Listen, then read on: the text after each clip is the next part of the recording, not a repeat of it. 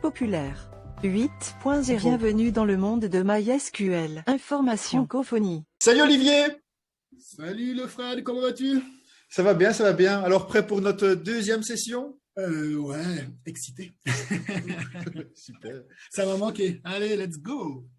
Let's go. Bon, on a eu quelques feedbacks et donc on va inclure une nouvelle rubrique à la demande et on verra un peu plus tout à l'heure ce que c'est. OK?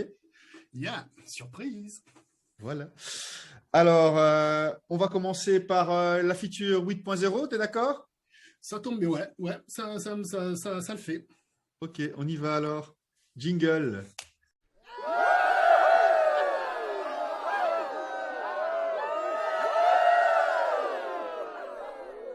Alors voilà, donc la feature 8.0, la fois passée c'était toi à en parler et donc cette fois-ci la tâche m'incombe. Salut, je parle bien. Hein. Et donc ici moi je voulais parler de Invisible Column. C'est un truc qui est nouveau aussi dans MySQL 8. C'est assez récent. Ouais, depuis quelle version? 8.0.23 je pense ou 22. C'est récent. Hein. Ouais, tout récent, ouais. Ouais. Et donc, oui, et ben donc voilà, je voulais en parler un petit peu, dire que c'était un truc qui semble anodin à première vue, mais qui a un grand pouvoir. Ça sert à quoi? Et donc, ça sert à, on installe, on crée sa table et on a déjà une table d'existence et on peut dire voilà, je cache une colonne, c'est tout. Et donc, quand je fais select star, je ne la vois pas. Et quand je fais select et le nom de la colonne, je la vois. Tu vas me dire, ouais, bon, pas de quoi casser trois pattes à un canard. Là, ouais, je suis plutôt d'accord. Voilà. Mais par contre, quand on a, c'est super intéressant pour les gens qui n'ont jamais écouté tout ce qu'on leur dit depuis très longtemps et qui utilisent InnoDB. Donc, InnoDB, il faut des clés primaires.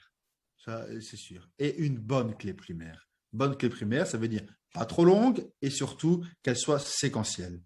Parce qu'il y a plein de soucis avec les clés primaires si elles sont mal choisies parce que les données sont stockées de façon suivant la clé primaire sur le disque et chaque index secondaire inclut aussi la clé primaire à la fin.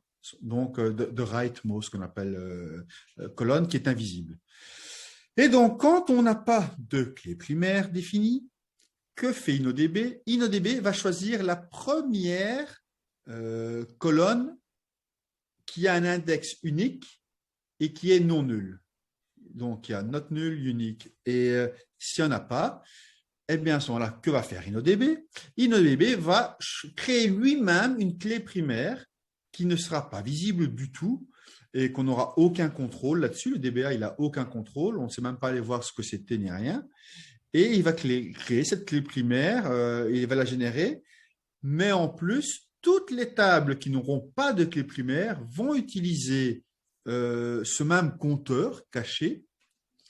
Et donc, tu peux comprendre que s'il y a beaucoup d'écritures sur ces tables qui n'ont pas de clé primaire, il y aura un mutex qui va faire que chaque fois qu'on va demander une nouvelle clé primaire, entre plusieurs tables, on va ralentir toute l'écriture et ça va être très très lent. Et comme je te l'ai dit, on n'a pas de contrôle, donc ça veut dire qu'on n'a pas de contrôle de ça et on ne sait pas l'utiliser non plus pour la réplication. Parce que quand on fait une réplication, comme on utilise du row-based replication, qu'il faut, donc ceux qui font statement-based, on oublie, eh bien à ce moment-là, ce qu'il faudra faire, c'est on sait pas, on doit faire des table scans pour trouver les données et tout, et c'est assez compliqué et ça ralentit tout les réplicas. Et donc, les clés primaires est importante, mais quel rapport avec Invisible Column? Voilà. Et donc, ce qu'on peut faire, c'est que si l'application n'a pas cette clé primaire et ne sait rien en faire, eh bien, on peut créer cette clé. Le DBA peut créer cette clé primaire, la rendre invisible. Et donc, on a tout à fait l'accès à cette clé primaire en tant que DBA. On peut l'utiliser, on peut l'optimiser et la réplication peut aussi l'utiliser pour répliquer les données et retrouver ce qui a changé.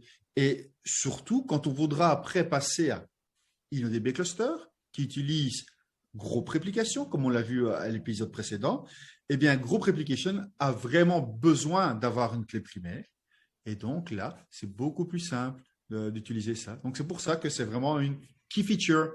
Yeah. Intéressant, intéressant. C'est vrai que c'est pas, de prime abord, on ne sent pas l'importance, mais c'est très puissant en fait. C'est ça. Et Cool. c'est surtout puissant pour ceux qui voudront aller vers du HA plus tard, que ce soit dans le cloud ou pas, qui veulent aller vers le HA, ben, utiliser, s'ils ne veulent pas changer leur application, c'est super important de faire ça. Ok. Et ça, donc, c'est à partir de MySQL 8.0.23. Est-ce que tu sais s'il y aura des améliorations ou des choses liées à une invisible column qui sont prévues, qui devraient arriver en avant-goût ou... Si je te le dis, je devrais te tuer. Ok.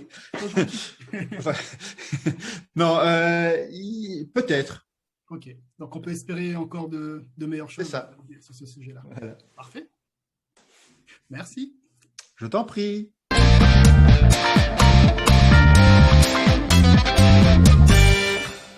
Alors maintenant, l'agenda. Alors Olivier, qu'est-ce que nous proposent les mois qui arrivent? Alors, à noter sur les agendas, le mois de mai, il y a pas mal de choses intéressantes le mois de mai. Il y a le Percona Live Online 2021. C'est du 12 au 13 mai, le 12 et le 13 mai. Comme d'habitude, pas mal de sujets intéressants, sujets techniques, sujets intéressants autour de MySQL, mais pas que en fait. Il y a également d'autres technologies comme Postgre, TIDB, Vitess, ClickHouse, MongoDB. Est-ce que j'en ai oublié? Oui, et donc, ben, comme d'habitude, par rapport aux autres années, à l'année précédente qui était aussi online pour la version US et la version européenne, cette année-ci, ils vont la faire encore online, mais en utilisant un format qui ressemble un petit peu plus au format, je veux dire, en présentiel. C'est-à-dire qu'ils ne vont plus faire 24 heures d'affilée en mélangeant toutes les technologies dans un seul track. Il y aura plusieurs tracks parallèles et je vais par exemple travailler avec l'équipe de Percona à monter un track MySQL digne de ce nom. Cool, ça promet. Donc à mettre dans les agendas et à ne pas manquer. Et c'est gratuit. C'est gratuit, mais c'est en anglais aussi. Ok, très bien. Au mois de mai toujours, on aura un événement gratuit également, mais en français. Et Un MySQL. MySQL Day. Un MySQL Day. Les sujets abordés, qu'est-ce qu'on peut dire? Bah, on va sûrement aborder le cloud, ça c'est sûr, notre MySQL Cloud, et donc ça, je veux dire, c'est certain. Et alors on va sûrement aborder des nouvelles choses de MySQL 8.0. L'agenda n'est pas encore vraiment arrêté, on travaille encore avec les équipes pour vraiment avoir un agenda qui soit très intéressant pour ceux qui vont venir nous écouter. Cool. Donc, Mais tu seras présent et moi aussi. Ça, on le sait déjà. on aura effectivement le plaisir de vous revoir là-bas. Donc, ce sera au mois de mai. L'agenda n'est pas encore finalisé, la date non plus, mais restez connectés. Donc, au mois de mai, pas mal de contenu, pas mal de savoir. En anglais avec le Percona Live et en français avec le MySQL Day. Voilà, dans vos agendas. MySQL Shell.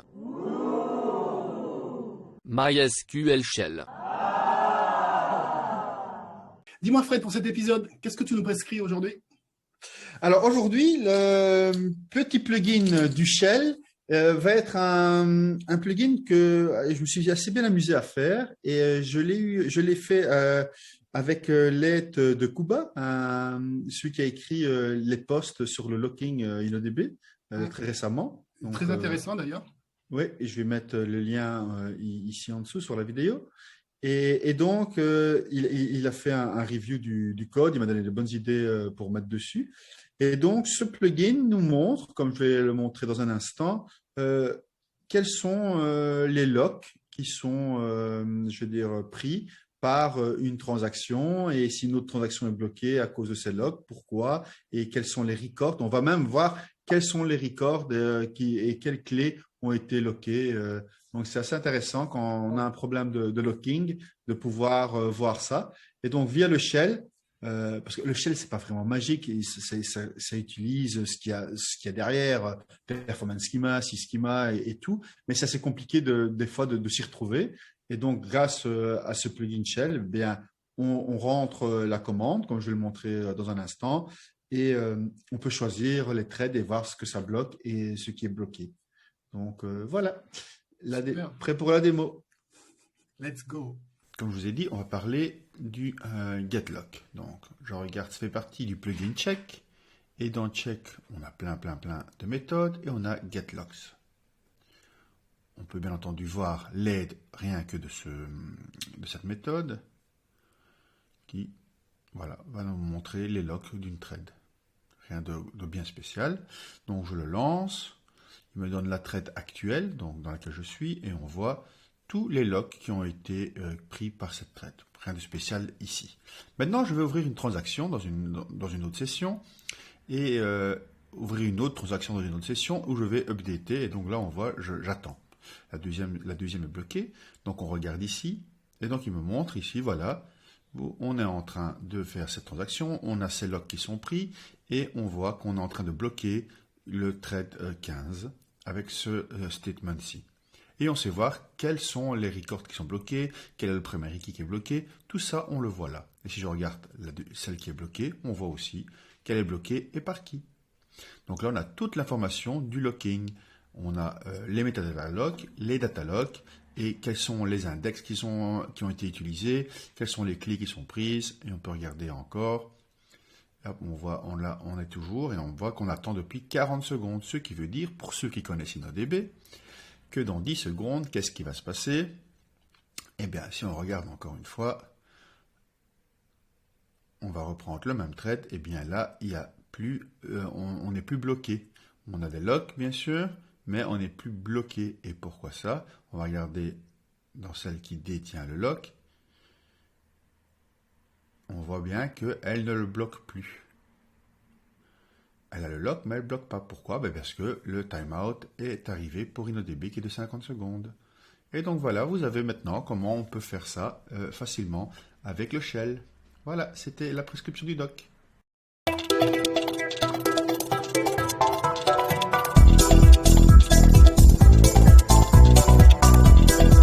Alors Olivier, notre super rubrique que les gens aiment, je dois dire, et moi aussi, c'est la mauvaise pratique, la bonne mauvaise pratique MySQL. Et donc, qu'est-ce que tu vas nous annoncer aujourd'hui? Alors aujourd'hui, en fait, cette mauvaise pratique, c'est plus une pratique obsolète, en fait. Si je vous dis dump en MySQL, vous allez penser MySQL dump. C'est normal, c'est l'outil historique pour ça. Il a fait le job. Avec MySQL Shell 8.0, on a 3 outils, dump instance, dump schema et dump table, qui permettent de faire des dumps respectivement de l'instance, du schéma et de la table. Et on a également un load dump qui, lui, fait le contraire, permet de charger le dump. Alors, qu'est-ce que ça apporte de plus finalement que MySQL dump? La réponse simple, c'est tout en fait. Tout en termes de performance. Les outils de MySQL Shell sont multithreadés. Il y a la compression intégrée. Il y a la possibilité de limiter le rate. Je ne sais pas trop comment le dire en français. Il y a un certain nombre de fonctionnalités qu'on n'a pas dans MySQL dump. Okay. Donc, mais déjà, ne serait-ce qu'en termes de performance, il n'y a juste pas photo en fait. On a un certain nombre de blog posts qui parlent de ça. On les mettra dans la description. En fait, aujourd'hui, avec MySQL Shell pour du MySQL 8.0, MySQL Server 8.0, pour du MySQL Server 5.7 et même pour du MySQL 5.6, on peut utiliser MySQL Shell pour faire des dumps. Et en fait, MySQL dump n'est plus du tout pertinent pour ces cas d'utilisation. Et j'ai utilisé un petit peu, donc je vais me faire un peu, je vais dire, pas l'avocat du diable, parce que je suis complètement conquis aussi, mais juste quelques informations en plus. Les gens utilisent, par exemple, pour recréer, même si quelqu'un veut recréer ce qu'on appelle un réplica, Moi, à part clone, rien d'autre existe. Mais des fois, pour migrer des données, un dump logique, c'est vraiment bien.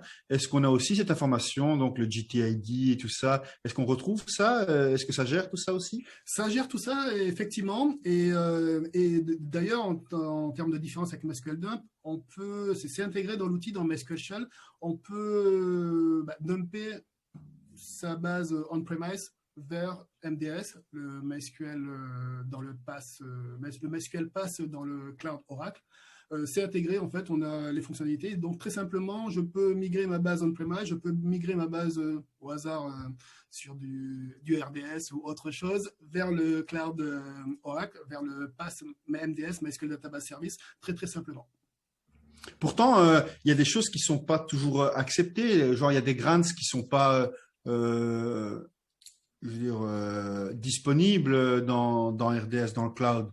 Et qu'on pourrait avoir sur sa machine locale. Comment on gère ça, les utilisateurs, comme ça, à ce moment-là? Ouais, très très bonne remarque. En fait, on a également, donc dans toutes les options, on a une option qui s'appelle compatibilité ou quelque chose compatible en fait, et qui permet d'avoir les droits compatibles en fait avec MDS. Donc en fait, c'est plus du tout un problème. Avec cette option-là, automatiquement, notre dump en fait pourra être utilisé sur MDS. Et Olivier, ma dernière question sur le sujet, et après, promis, je me tais. MySQL Utility, Shell and Dump, génial. Tu as dit que c'était multithread, super content, donc par rapport à MySQL Dump qui ne l'est pas. Et MySQL Pump, alors, cet outil que personne n'utilise, mais qui est parallèle, non? Ouais, MySQL Pump, ouais, que personne n'utilise. Effectivement, il permet de faire des dumps en parallèle. Par contre, il ne permet pas de les loader, de les charger en parallèle. MySQL Shell Utilities permet également de charger les données en parallèle. Et ça fait toute la différence. Il y a d'autres options il y en a une qui est assez fascinante également, c'est que je peux commencer un dump et avant même que le dump soit terminé, commencer à le loader de l'autre côté en fait. Ça peut être assez pratique, notamment pour les dumps qui sont assez longs.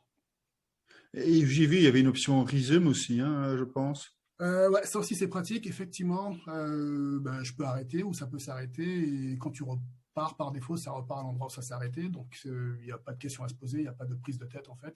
Non, honnêtement, ça vaut vraiment le coup de regarder. Vous avez du 8.0, du 5.7, du 5.6, MySQL Shell. Donc, on est tous d'accord qu'on dit « Salut Dump, MySQL Dump, merci, tu étais gentil, tu nous as beaucoup aidé pendant des années, mais c'est bon là. » C'est l'heure de rentrer. Bye bye MySQL Dump. Alors Olivier, je te disais tout à l'heure, quand on a commencé l'émission, quand j'ai reçu un peu de feedback sur la vidéo précédente, et un gentil YouTubeisateur, je ne sais pas comment on l'appelle, quelqu'un qui nous regarde sur YouTube, a demandé, a dit ouais c'est super, mais une rubrique sur InnoDB pour les noobs, ce serait cool. Ouais, super idée. Je Et valide. donc voilà la rubrique InnoDB pour les noobs, mais pas que.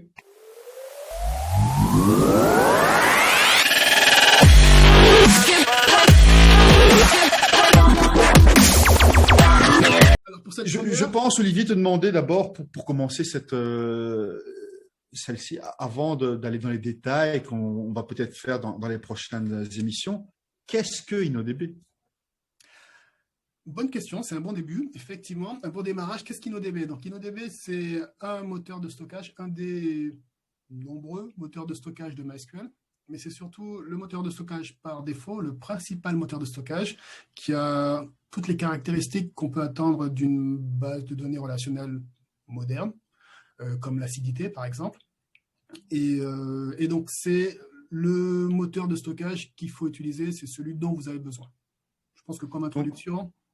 C'est pas mal. Donc on dit ACID compliant et que les gens me disent oui mais MySQL il n'est pas du tout ACID compliant. C'est les gens qui vivent dans le passé et qui utilisent encore du MyXAM. Du MyXAM. Hein. Pardon, celui qu'on ne peut pas nommer. Non, on est d'accord parce que oui, MySQL est ACID compliant avec InnoDB. Quoi. Et depuis très longtemps. C'est vrai, depuis très longtemps, parce que les gens ne pensent pas, mais c'est depuis très longtemps. Et il nous permet de faire il supporte l'MVCC, il fait du row locking et pas du page locking, tout ça. Et donc, dans cette section, à l'avenir, on va parler de InnoDB, de qu'est-ce que c'est, comment ça fonctionne. On verra les redo lock, les undo log, le buffer pool, toutes ces choses-là. Si vous avez des questions, si vous voulez qu'on aborde un sujet, ben, on le fera lors de cette section. Ici, on a juste dit c'était quoi InnoDB, donc ce storage engine par défaut maintenant en MySQL, que tout le monde doit utiliser. Et si vous ne l'utilisez pas, attention vos doigts. Et donc, mais si vous avez, je pense que comme notre ami Yves avait demandé de parler du redo log, le premier sujet qu'on va aborder la prochaine fois, ce sera qu'est-ce que redo log. Mais si vous avez d'autres choses, d'autres idées, ben, on pourra les aborder durant cette session. OK? Super. Merci Olivier. Donc, Merci à toi. il faut utiliser quoi? InnoDB.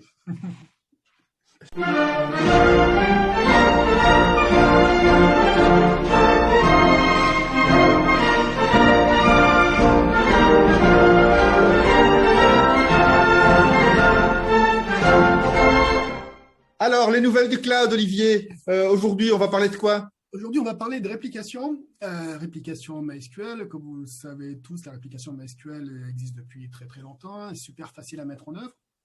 Depuis le 1er décembre, en fait, on a la possibilité, dans ce qu'on appelle inbound replication, la possibilité de répliquer son instance MySQL de n'importe où vers MySQL Database Service, MDS, le pass MySQL sur OCI, sur le cloud Oracle. Donc c'est assez pratique, c'est assez facile à faire. Dans les grandes lignes, ça revient à mettre en place une réplication classique. Il faut créer un utilisateur, il faut lui donner les bons droits. On va lui mettre du SSL, hein. C'est pas obligatoire, mais c'est quand même conseillé. Donc ça, c'est la partie, on va dire, classique. Et puis de l'autre côté, donc du côté de MDS, en fait, c'est un service. Donc j'ai un formulaire à remplir et je vais rentrer les informations sur la source, les informations sur l'utilisateur. Voilà, en fait, c'est un formulaire à remplir, c'est hyper simple. C'est encore plus simple, on a réussi encore à rendre la réplication encore plus simple qu'à l'origine. Bravo. Et ça fonctionne donc de 8.8 vers MDS qui est en 8.8, mais ça fonctionne également de 5.7 vers MDS. Donc c'est assez flexible et encore une fois, c'est super simple à mettre en œuvre. Et est-ce que, moi, alors, comme tout à l'heure, tu as dit, voilà, on peut migrer ou utiliser le shell dump and load pour migrer vers MDS. Est-ce que alors je peux utiliser ça? Genre, je veux dire, j'ai ma DB on-premise ou quelque part avec ces données et je veux aller sur MDS, mais je voudrais que mon downtime soit un peu limité. Même si c'est très rapide, ça peut prendre quelques heures, ça dépend de la taille de mes données, bien sûr. Et donc, j'ai peut-être pas envie de faire d'éteindre ma DB de production pendant quelques heures. Et si je veux migrer ma production sur le cloud Oracle, à ce moment-là, est-ce que je peux utiliser ce inbound replication? Donc, je veux dire, faire mon dump, le loader, et puis récupérer tout ce qui me manque jusque maintenant grâce à la réplication. Et quand c'est OK, seulement passer la prod dessus? Tu as la réponse dans la question, en fait. Oui. Mais ça fonctionne, ça. Ça fonctionne, exactement. Tu parlais de dump, encore une fois, MySQL Shell, des utilitaires pour faire le dump, c'est vraiment l'outil à utiliser, comme on le disait tout à l'heure, parce que il est plus performant. Encore une fois, il y a la possibilité, en fait, un workflow assez simple, finalement, en utilisant MySQL Shell Utilities, c'est de prendre son dump on-premise ou où qu'il soit, de dumper les informations, mais les mettre sur un object storage sur OCI. Et à partir de là, je peux le récupérer pour pouvoir créer ma base MDS et mettre en place ma réplication. Donc, l'utility shell peut aussi dumper sur un object storage. Exactement. Donc ça, c'est pas le seul workflow, évidemment, mais c'est un workflow qui est possible et qui est assez pratique, en fait. Ça se fait très facilement. Un petit peu de configuration en amont et après, ça marche presque tout seul. C'est nickel. Ouais, c'est bon. Merci Olivier. Merci à toi.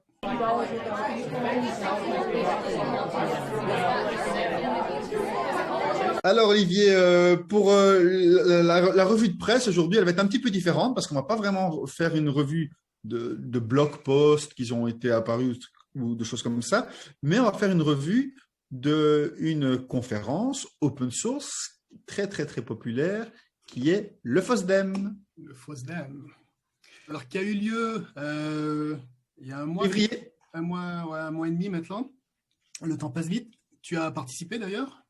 C'est ça. Donc, juste pour aller en deux mots, moi, je m'occupe des dev rooms. Donc, ce sont tous des projets open source qui ont une developer room, on appelle ça. Et donc, moi, je m'occupe de celle de MySQL. Je m'occupe de ça depuis plus de 10 ans, même avant de joindre MySQL, je veux dire. Et donc, je fais toujours partie de ça. Et ça, j'ai ma casquette communauté, j'ai pas ma casquette community manager de MySQL. C'est vraiment un truc que je fais avec mon temps libre aussi. Mais Oracle me pousse à ça aussi, à le faire sans aucun problème. Et donc, je fais ça depuis longtemps.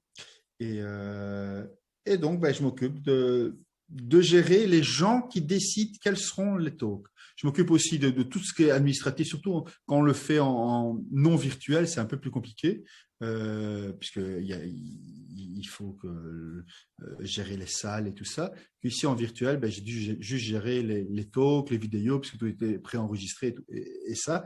Mais ce n'est pas moi le responsable du contenu. Le contenu, tous les ans, c'est un comité. Et moi, je suis responsable d'inviter des gens à faire partie de ce comité, en fait. Ok. Voilà. Quand il n'a pas lieu, quand il n'est pas virtuel, il a lieu où? Ça a toujours lieu à Bruxelles. Donc, c'est à l'ULB, c'est à l'université de Bruxelles. Et donc, pour te dire, c'est 15 000 personnes qui sont là-bas, quoi, hein. Donc, c'est géant. Il y a beaucoup de projets open source. Et, je veux dire, c'est pas que MySQL, bien sûr. Il y a plein de salles, plein de projets, et c'est vraiment, quand on est dans l'open source, c'est vraiment le lieu de place to be, comme on dit, quoi. Je suis d'accord. Et espérons que l'année prochaine, il ait lieu à nouveau dans cette belle ville qui est Bruxelles. Alors, moi, c'était virtuel, donc j'ai eu l'opportunité de regarder quelques tracks MySQL notamment. Et j'ai une petite sélection, donc c'est subjectif, mais en tout cas, c'est des sujets qui m'ont plu. Alors, ce qui est intéressant peut-être à préciser pour ceux qui ne connaissent pas, c'est des présentations d'une vingtaine de minutes à peu près, sans compter les questions. Donc, c'est assez court, on ne va pas forcément très loin, mais l'avantage, c'est qu'on peut en avoir plusieurs. Et typiquement, on peut regarder ça pendant sa pause déjeuner, vu que c'est enregistré, et les slides sont disponibles sur le site. Moi, ce qui m'a... Je te coupe une seconde, j'ai expliqué pourquoi ce temps. Comme ça peut être intéressant. Au fait, on n'a qu'une seule salle pour tous les projets environ. Il y a quelques projets qui ont 2 salles, mais c'est très rare. On a une seule salle pour une journée.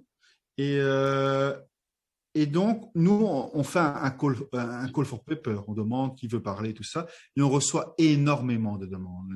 Je veux dire, on est dans 50, 60, 70 pour une journée de talk qui va de 10h à 18h. Donc, c'est très peu. Et donc, on avait quelques années d'ici, on s'était dit, on va les faire plus courts. Et pour en avoir le plus possible, on essaie d'en avoir environ entre 15 et 16. Donc, on va les faire plus courts. Et souvent, au FOSDEM, c'est pas tout ce qui est marketing est proscrit. Tout marketing, sales, c'est proscrit. On essaie d'avoir des talks assez techniques, le plus technique possible.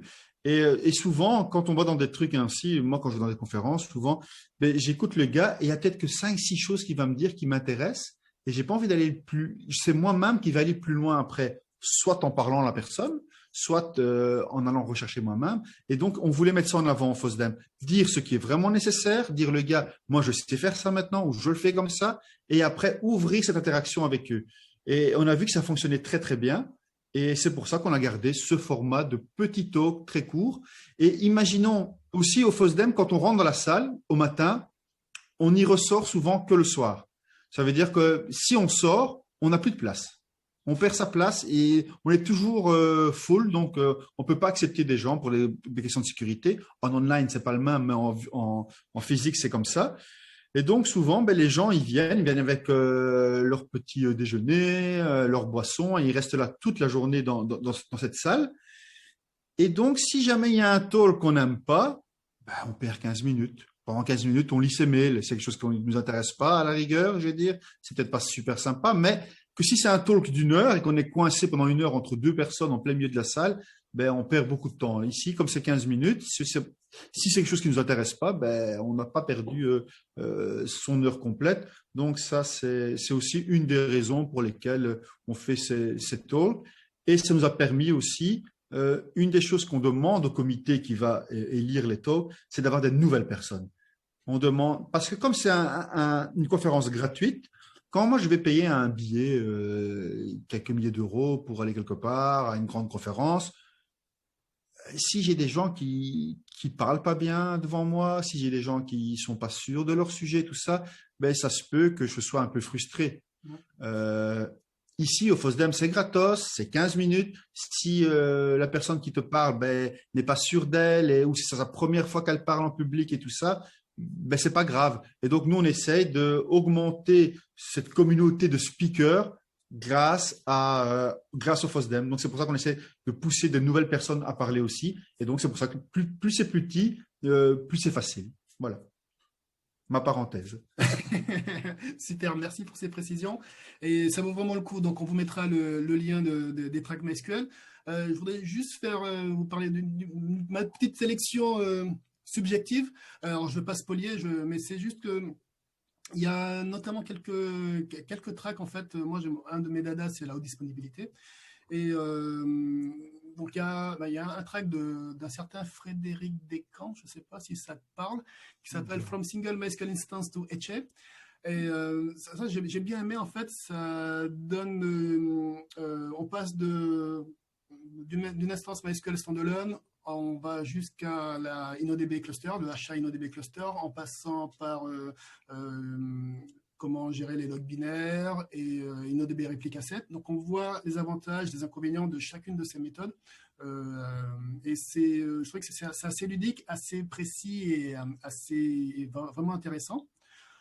Toujours dans le sujet du HA, j'ai également bien aimé Hannibal Pinto qui nous parle de groupe application, les bonnes pratiques par rapport notamment configuration optimale pour groupe application et notamment configuration liée au réseau. Donc, c'est assez pratique et c'est utile. Beaucoup de mes clients seraient heureux d'avoir cette connaissance. Il y a une autre présentation de toi, Fred, sur la REST API du routeur. Donc, on reste toujours un peu dans cette même idée de HA, mais ça aussi, c'était très instructif. L'API REST du routeur, elle est utile à connaître. Et puis, j'ai bien aimé également ta bibliothèque de plugins. Tu en parles de quelques-uns et ça aussi, c'est vraiment quelque chose à recommander. Les plugins Shell faits par toi, notamment. J'ai aimé également, alors je suis désolé, on reste encore dans ce même sujet-là, de Hemant Dangui. Je ne suis pas sûr que je le prononce correctement, je suis désolé, mais Automatic Asynchronous Replication Connection Failover, ça c'est une des nouveautés de MySQL 8.0.22. Moi, j'adore, c'est une super fonctionnalité. Qui, entre autres, va permettre de faire du disaster recovery de son groupe application. J'en dis pas plus, allez regarder. Un peu moins technique, il y avait aussi Dev qui a parlé des 25 ans de MySQL à la rétrospective. Voilà, ça nous a pas rajeuni. Je comprends pourquoi maintenant j'ai quelques cheveux blancs. Et puis en dernière sélection, toujours de Dev, Better User Management under MySQL 8.0. Un certain nombre de fonctionnalités liées à la gestion des utilisateurs, des mots de passe. Honnêtement, je pense que c'est indispensable, c'est à connaître. MySQL 8.0 a beaucoup de nouveautés à ce niveau-là. Et je vous conseille également cette présentation. Les autres sont bien également, hein, mais voilà, ça c'est mon petit top, tout simplement. Il y en a une que j'aime vraiment bien aussi. J'aime bien l'idée derrière et ce que ça utilise, c'est celle de Valérie, qui malheureusement lors du live a été coupée. Donc les vidéos étaient uploadées juste avant pour éviter quelques soucis. Et sa vidéo a été tronquée, ou je sais pas. On a eu un problème, donc j'espère que maintenant, il a pu uploader la dernière version. Mais l'idée, c'est d'utiliser /proc quand on est sur Linux. Et il y a Tanel Podor qui fait un tool vraiment bien là-dessus aussi, qui permet, donc pour ceux qui sont intéressés, d'aller voir un peu plus loin comment on peut faire vraiment du digging, je veux dire creuser là-dedans dans MySQL en utilisant /proc, ce qui permet, quand on utilise /proc par rapport à d'autres outils, c'est qu'on ne va pas ajouter quelque chose qui va ralentir le système. Parce que c'est déjà là. C'est dans le kernel et c'est là. Et donc, c'est pas des choses comme perf, c'est pas du GDB qu'on va aller faire au-dessus, des choses comme ça. Et donc, c'est assez intéressant tout ce qu'on peut trouver là-dedans. Et donc, ici, Valérie parle un peu de ces outils-là aussi. Et donc, c'est assez intéressant pour ceux qui veulent vraiment aller à un niveau plus bas encore, de regarder cette session. Voilà. Je rajouterais également Running MySQL on ARM. Voilà, c'est un sujet que je ne connaissais pas plus que ça, de Krunal Boskar. Là encore, désolé pour la prononciation, mais j'ai appris pas mal de choses en fait, et c'est assez actif. Ça bouge beaucoup, et je pense que c'est l'avenir, quoi. Ouais, Krunal est vraiment un très très bon je veux dire, développeur. C'est un gars qui j'ai travaillé aussi un petit peu personnellement quand on travaillait pour la même boîte.